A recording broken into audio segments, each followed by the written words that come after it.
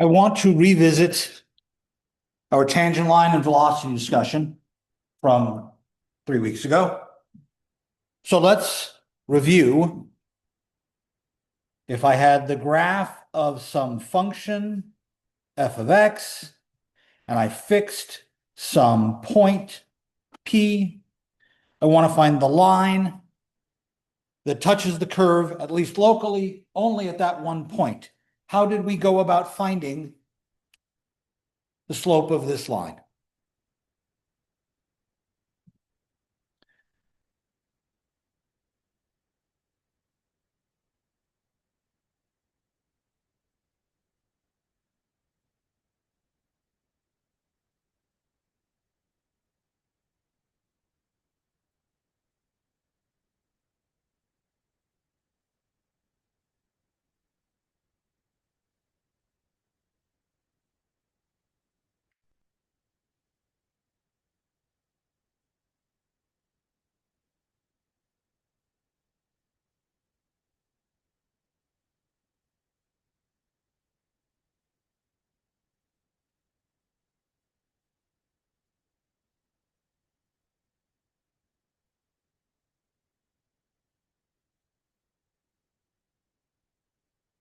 What did we do to find that slope?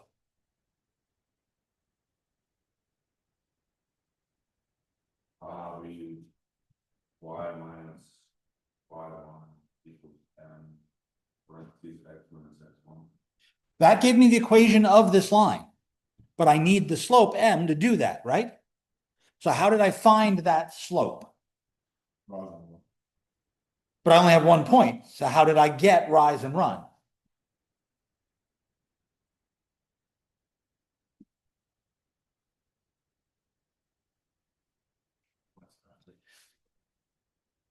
I checked the points around it.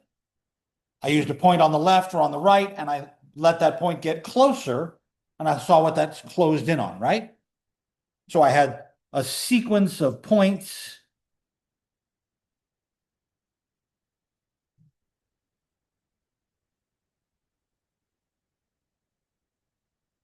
And I looked at the slope of the secant lines.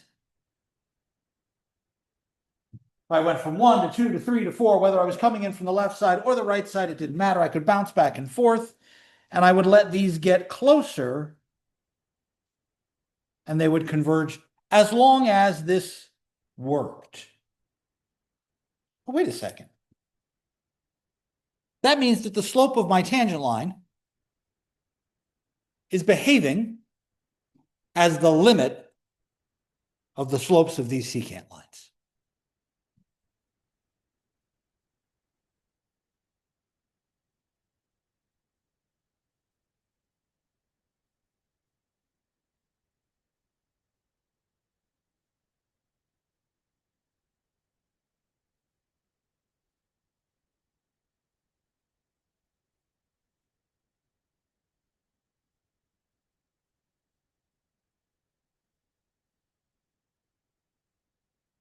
So if I can find a reasonable way to write the slope of my secant line, then I can take slope of my tangent line.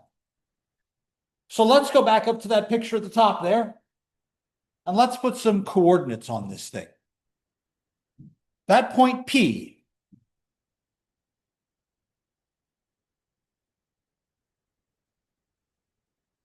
I'll make its x value A. Didn't we take limits as x approaches A? Okay, I'll use A. And then for my Q,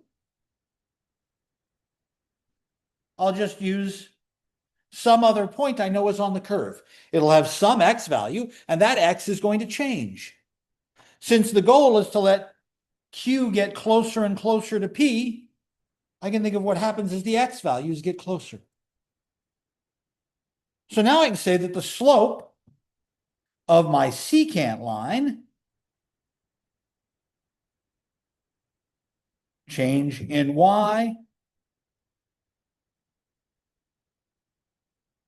over change in x. And then I can actually say, if I want the tangent line, what I really need to do is take the limit as x closes in on A of exactly this expression. If I remember correctly, we did the very first example we did for finding slopes was x squared, right? First limit we were doing.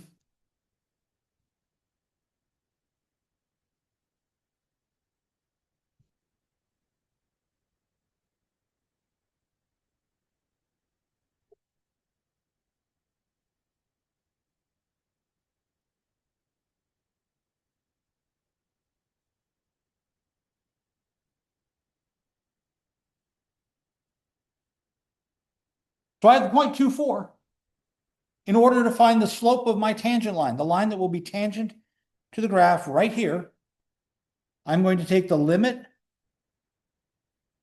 as x approaches 2 of f of x minus f of a over x minus a. Now, when we did this 2 weeks ago, we made a table.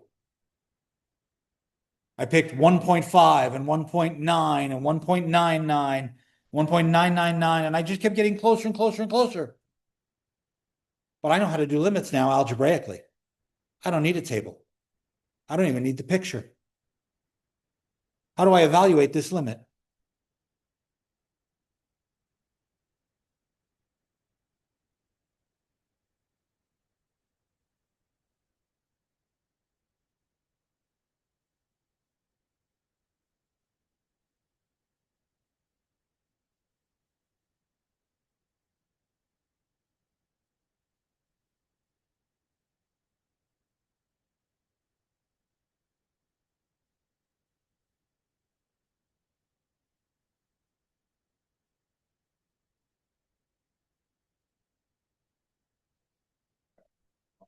If I factor if I just plug in, I'm going to get 0 over 0. As soon as I see an indeterminate form like that, I have to do stuff to determine it, and this numerator happens to factor.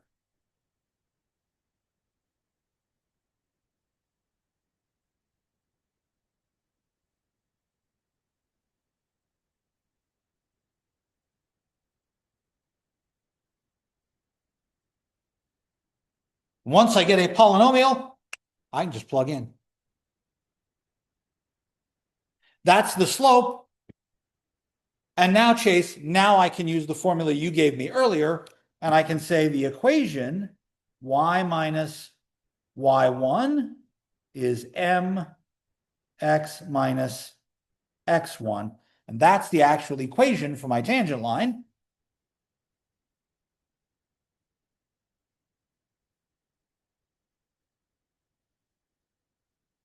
And if you want, you can rearrange that to get y equals mx plus b.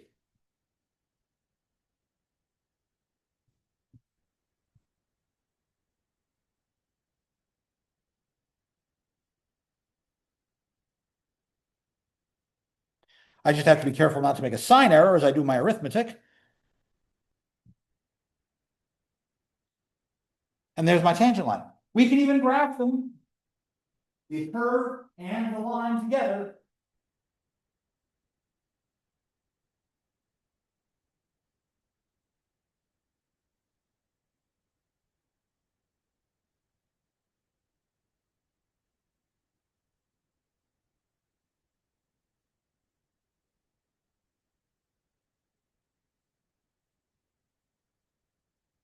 Here's my parabola, x squared, and there's my tangent line. And if I zoom in around this area,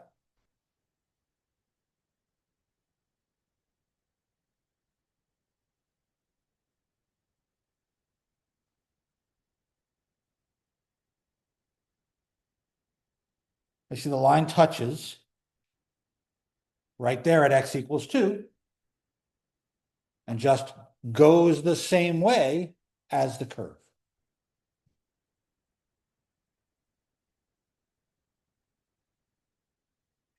Questions? Yes, sir. Can you go back up a little? I think that, that's the first one.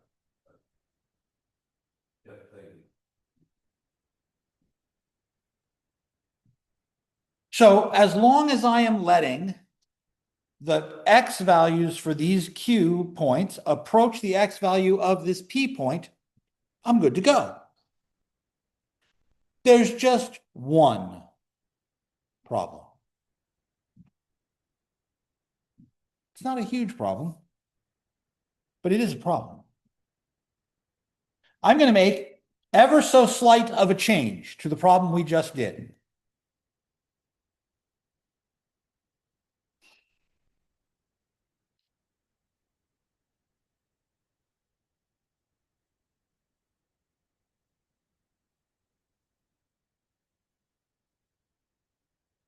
I would like you to do exactly the same thing. Find me the slope of the line that is tangent to the graph y equals x cubed at the point 2, 8.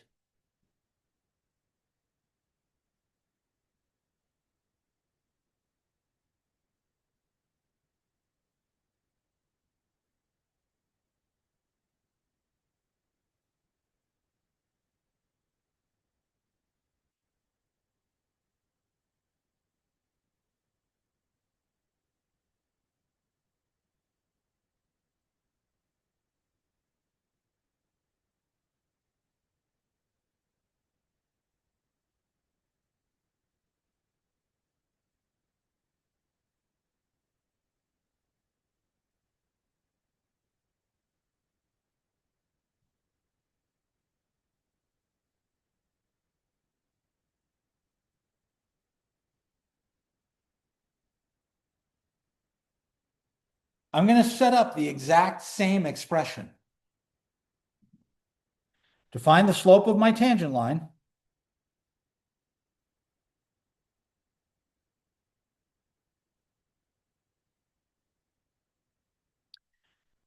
f of x minus f of a over x minus a. Here's my problem. Do you know how to factor that?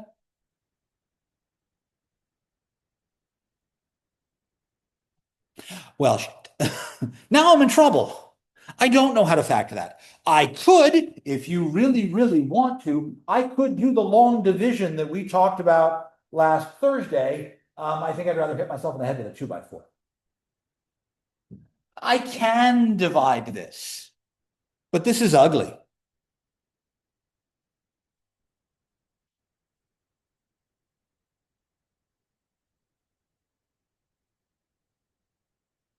And this gets even uglier in general. Now, I will say the process should work the same way. Here's my graph for x cubed. There's the 0.28. I should be able to find a tangent line. But this is not pleasant. So I have an idea. Let's consider our 2 points again. P was 2, 8. And our secant line would have gone through some other point, right? Q. And the only thing I know about Q at the moment is it's not P, right? That's what I was using. For Q, I was using x cubed. Change in y, change in x. But I have a better idea. I know that my goal is for this x to get closer and closer to 2, right? So what if I said, I'm going to take this x and I'm going to make it just a little bit different from 2. By how much? I don't know. Let's give that a name.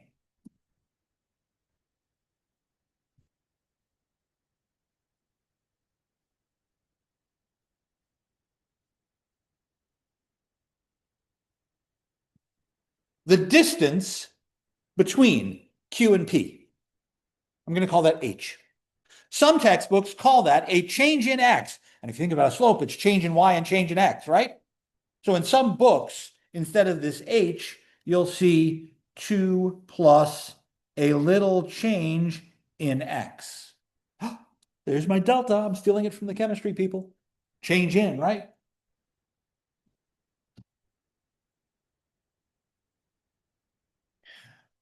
But then if I want Q to get closer and closer to P, then really what I want is H to go to 0. So instead of having X approach 2, I can now say I'm going to have H go to 0.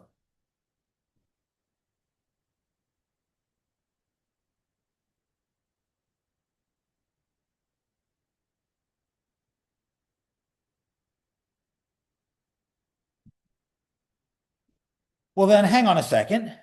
I get limit as H goes to 0. Y2 minus Y1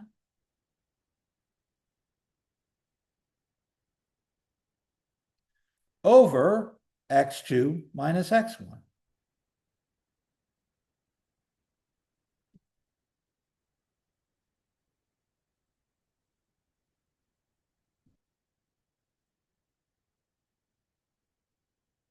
Why would I do this psychotic thing?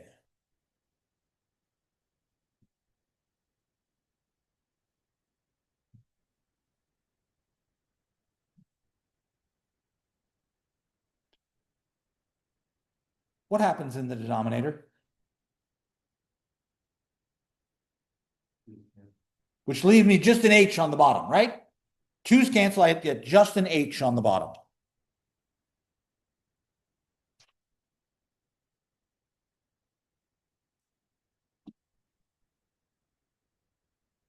And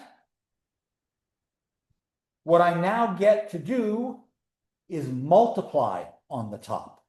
And multiplying out is easier than trying to divide. Multiplying is always easier than dividing. Even if I'm just multiplying something ugly like this, I can multiply. Multiply out 2 plus H all cubed.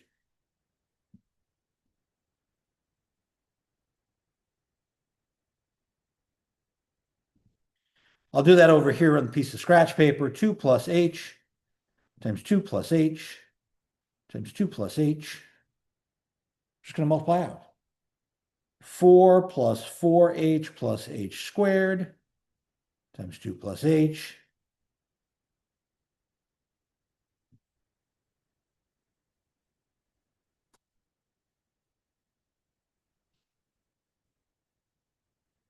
When I add up all my like terms, I get 8 plus 12H plus 6H squared plus H cubed. And that goes here.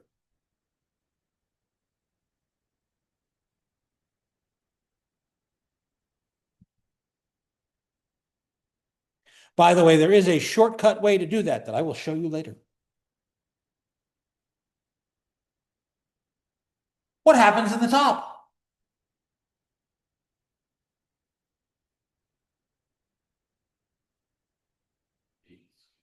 The 8's cancel, which means everything on top that survives that canceling, 12H, 6H squared, H cubed, they all have an H in them, right? What's going to happen to H? If H goes to 0, then I get 0 over 0. That's indeterminate. I can do something to determine it. What thing can I do?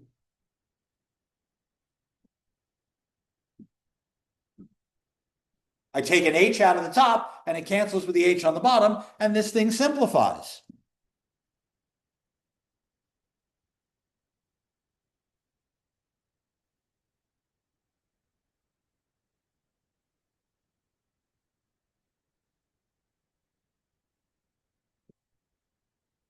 The result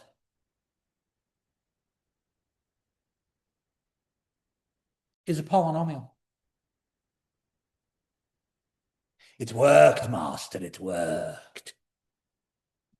What happens when H goes to 0?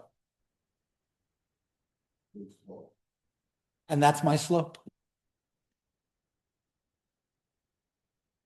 I get 12. This, in my opinion, is a lot easier than dealing with trying to divide. Now, I can do the division for x cubed minus 8. There is a formula for the difference of two cubes, which of course you all memorized in your algebra class, right? Me neither. So I don't want to do the division by changing to this x plus h idea. This is actually easier. So here is another version of our slope formula.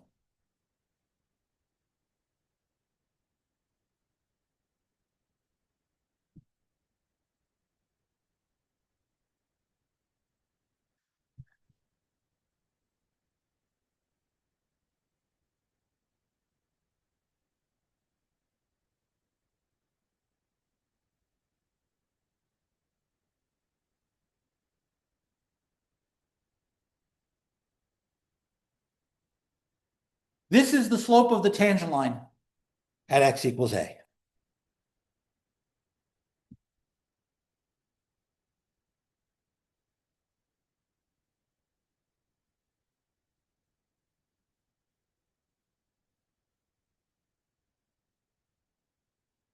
As long as this limit exists, this works.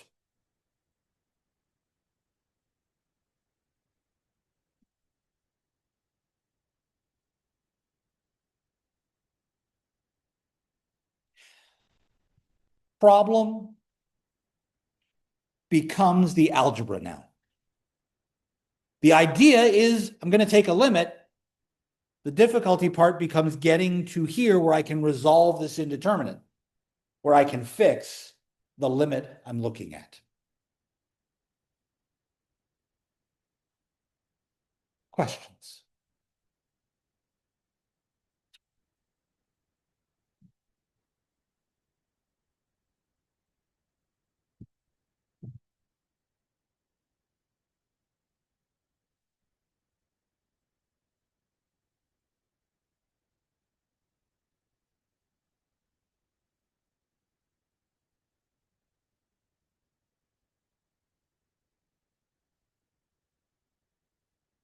Let's try one.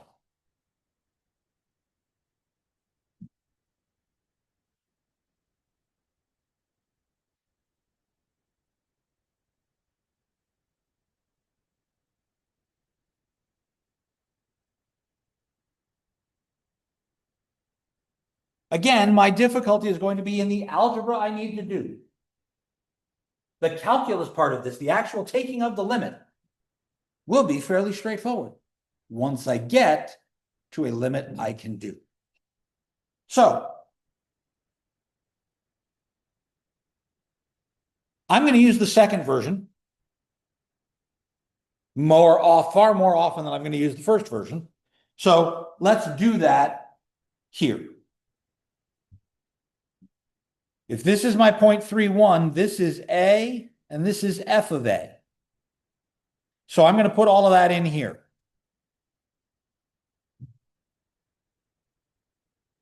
F of A plus H. That's 3 over A. Wait a minute. A is 3. 3 over 3 plus H. Minus f of A, minus 1. Over H. Well, already I'm kind of unhappy because I have fractions within fractions, and that's not nice. But if I want to subtract, I need what to do the subtraction with fractions? So I'm going to rewrite that 1 to get that common denominator.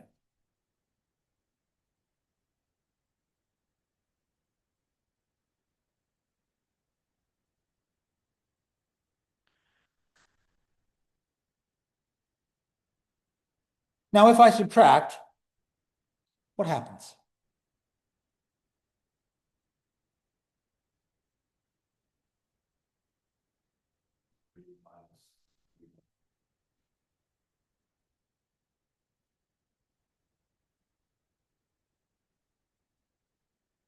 Like that?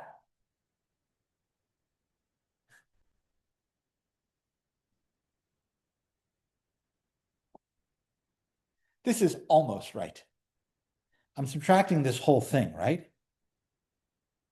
And that means I'm subtracting the whole thing. I need a set of parentheses to remind myself of that.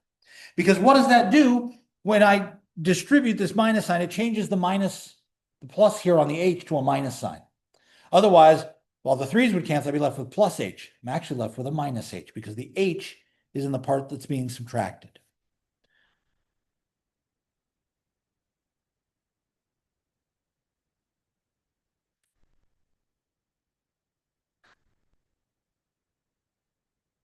Fractions within fractions make my teeth hurt. What do we do to fix this?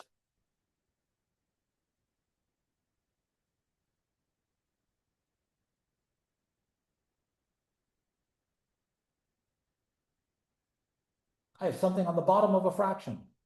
What do I do to get this out?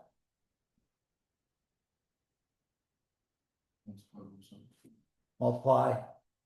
Both sides. There isn't another side, so I'm kind of stuck there. But in order to multiply it out, I have to take it out of the bottom and flip it over. So I rip the number out of the bottom and I flip it over. So I'm going to take that h out of the bottom, put it up here and write it 1 over h.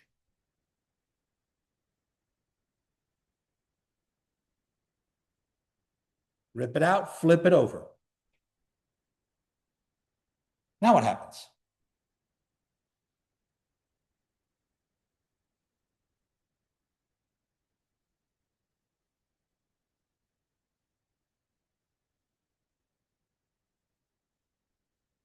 Something nice happens.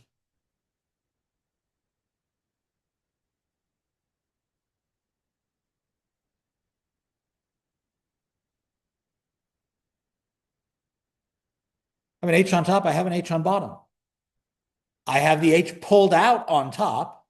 If the h pulled out on the bottom, they'll cancel. This h cancels with this h. And I get -1 over 3 plus h. You'll notice I've done no calculus yet. Everything I have done up to this point is algebra. Now take a limit. That's calculus. What happens as h goes to 0?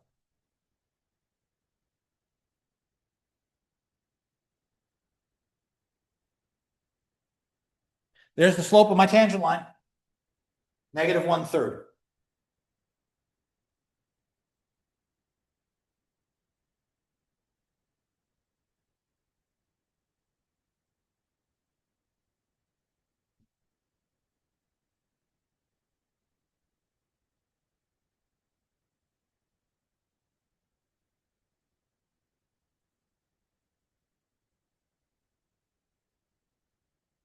At the point 3, 1, my tangent line has a slope that is negative. I'm going down as I go from left to right.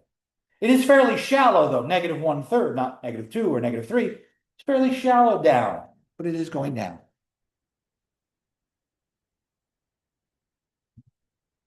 In a lot of cases, the hardest part of this entire deal is the algebra we're going to do.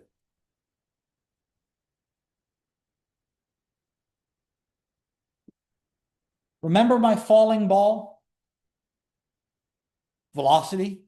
If my function is a position function,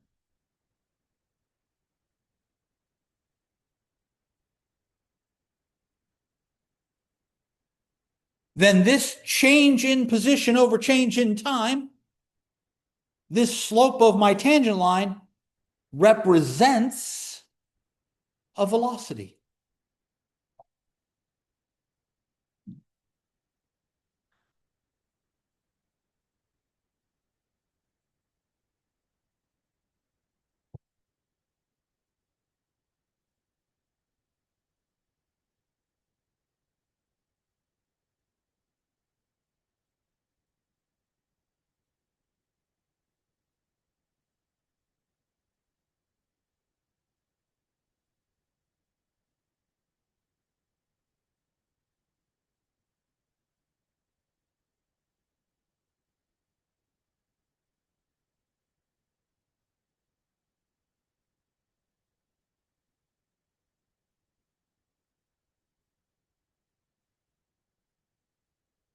Now, I seem to remember us doing this problem in class and figuring out the velocity of the dropped object after 1 second. But I could do this in general.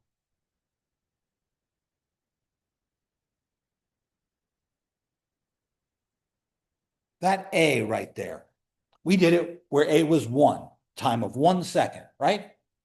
What if I left it as an A? Then I'd get a formula that would work for any time A.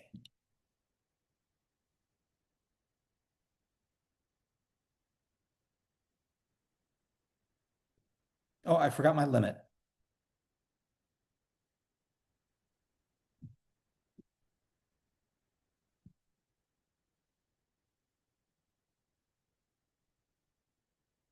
If I go through this entire process, I'm going to do the same crap we just did. I used the other definition. Why did I use the other definition this time? Because this one actually factors really nicely. If you look at the top, there's a 4.9 there. I'm going to pull that 4.9 all the way out front because the rules of limits say I can take a constant out front.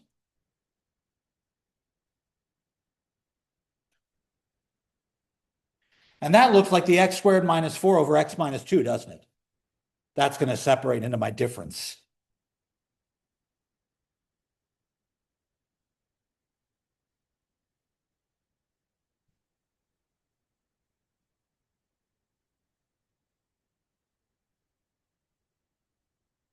And when those cancel, I'm left with a polynomial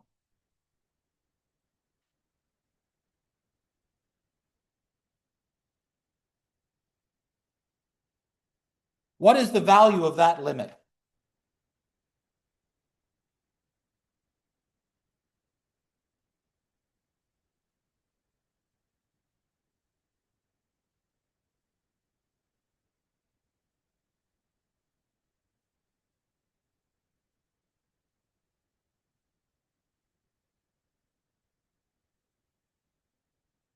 T is getting closer and closer to A. A doesn't change. This T becomes another A, doesn't it?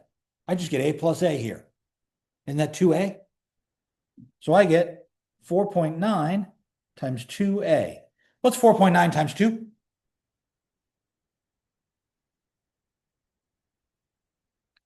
Meters per second. At time 1, I just put in A equals 1.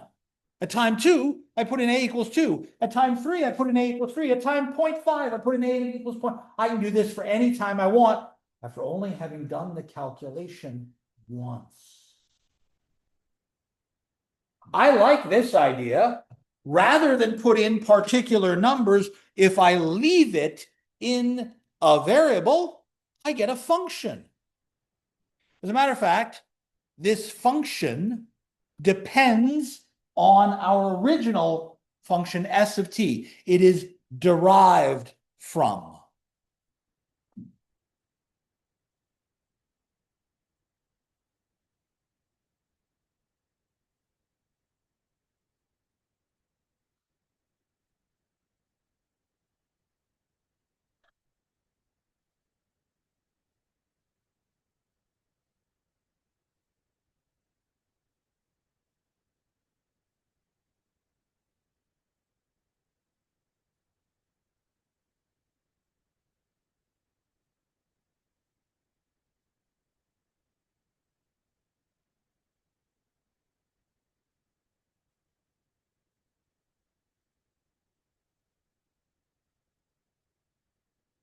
Same two things we just looked at as expressions.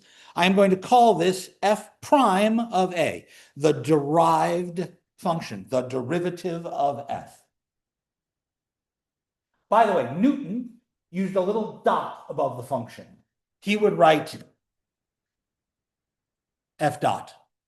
Some physics books and some differential equations textbooks still use this notation. This little prime was by Pierre Fermat. Fermat's last theorem, same guy. Gottfried Leibniz thought of this more as a slope, as this little change in x and this little change in y. And he said, wait a minute, slope is change in y over change in x. I'm going to make it change in y over change in x. You'll see these notations used just as frequently.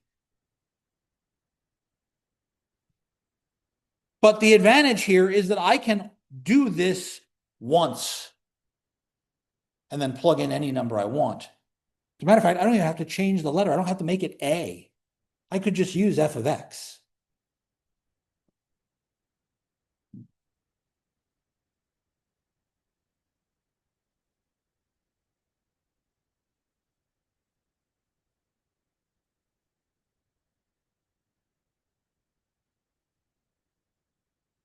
I want to find the derivative of the equation f of x is 2x minus x cubed. This derivative will allow me to find the slope of the line tangent any point x. I just have to plug in the number after I'm done. So I'm going to use this version right here. The limit as h approaches 0, f of x plus h minus f of x over h. I didn't even change the letter. Instead of using a, I just used x again. Now I am going to apologize to all of you because I am singing this in my head. Because a number of years ago, I was at a performance of Calculus the Musical. I wish I was making this up. The Math Theater Company rents this film out. You can find it on YouTube fairly easily. And they have songs for all of these formulas. Anybody remember Schoolhouse Rock? I'm Just a Bill, all of those. The songs, they stuck in your head, man. F of x plus h minus f of x all over h as h goes to 0 is the formula to find the derivative, to find the slope at one point. So the tune Istanbul might could be Constantinople by They Might Be Giants. But it's stuck in my head.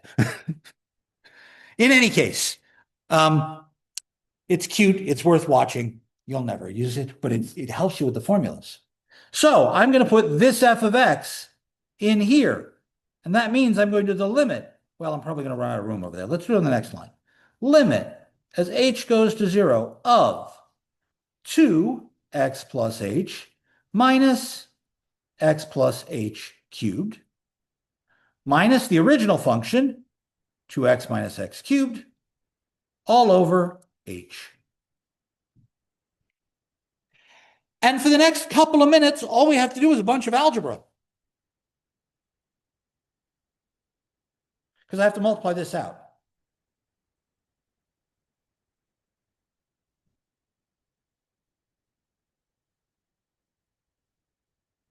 Two times x plus h, 2x plus 2h, minus. Now, I did say there was a shortcut way to do this. I haven't showed it to you yet, but I'm going to do the shortcut. X cubed, 3x squared h, 3x h squared h cubed.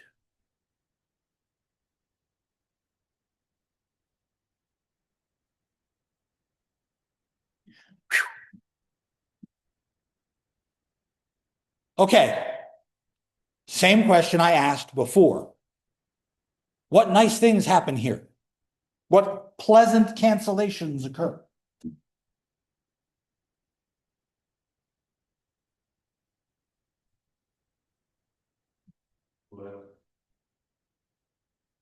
Because there's a 2x at the very front and a minus 2x all the way over on the right. So those cancel. Aha.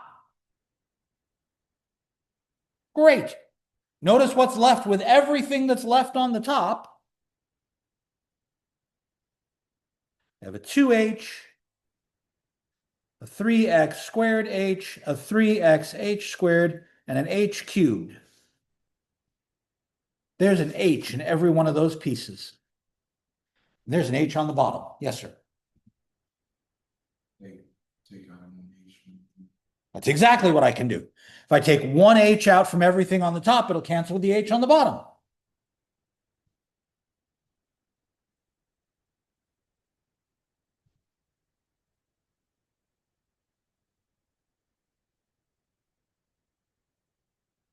Perfect. Once that h is canceled, I'm left with a polynomial.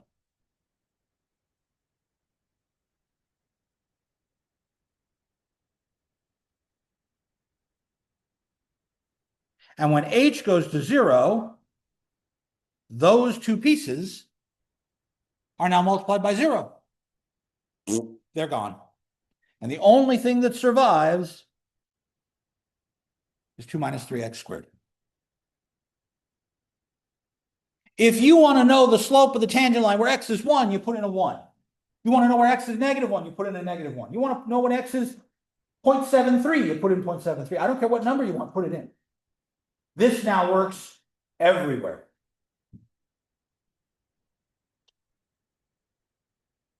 So if I know what my function represents, I can think of this as a rate of change. My tangent line tells me the slope of my tangent line tells me how fast y is changing with respect to x at just a single point.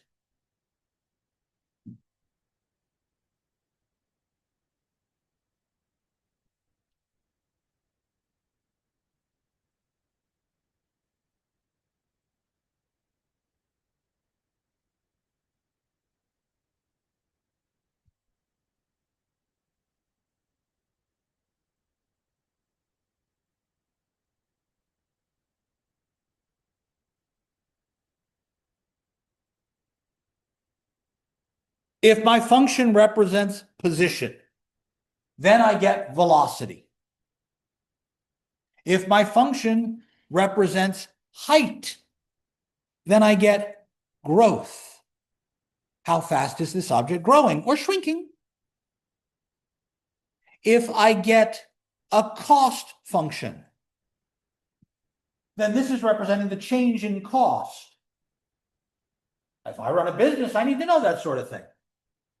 Physics examples.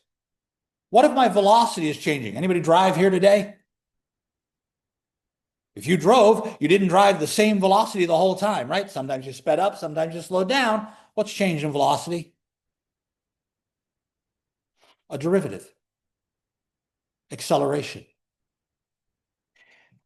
If you have changing voltage gives me electric current. If you have changing work, how much work you do, how fast you do it, work over time is power. The amount of water inside or outside of a cell membrane. Back to chemistry class.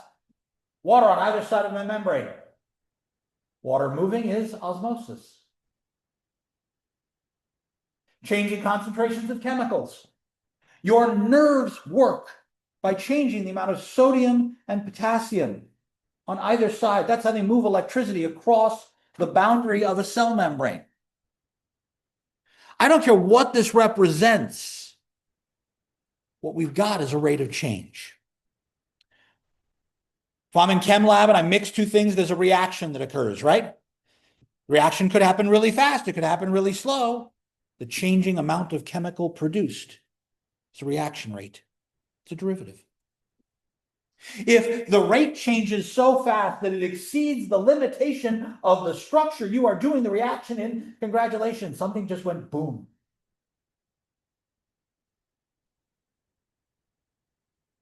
No matter what thing you are doing, when you're looking at something changing, you're looking at a derivative.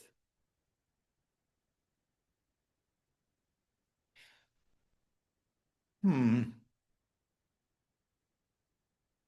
on a second.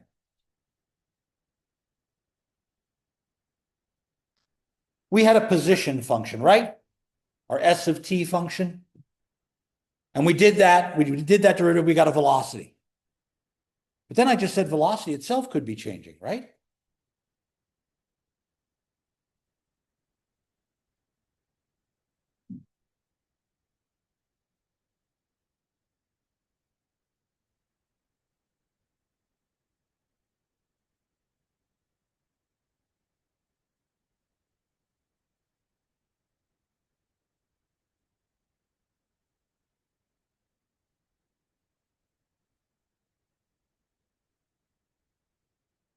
I go from position to velocity, from velocity to acceleration. I take a derivative every time I see one of those arrows. So when I took the derivative of position function, I get velocity. Change in meters over change in time, that's meters per second. Velocity is in meters per second. Meters per second, that's acceleration. And that makes this, if I went from here to here, this is a second derivative.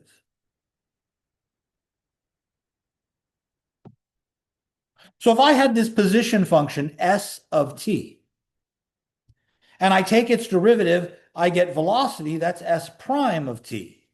I take the derivative again, s double prime of t. That's my acceleration. As a matter of fact, some types of functions, I can do this as often as I want. So I could take a third derivative, or a fourth derivative, or fifth derivative. As a matter of fact, there are places where more derivatives are more useful. Acceleration. If I take the derivative of acceleration, changing acceleration. Hang on a second. I've done this before. I've felt this. So have you. You're in the car. You're at a stoplight. Light changes. Your buddy floors it. What do you do in the car? Physically. You get jerked around because the acceleration changed. That next derivative, if I take another derivative and I get this third derivative here, the derivative from acceleration is called the jerk function. Because it jerks you around. Sometimes it's also called surge,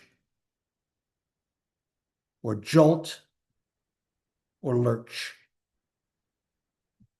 Never let the physics people say they weren't coming up with cute names.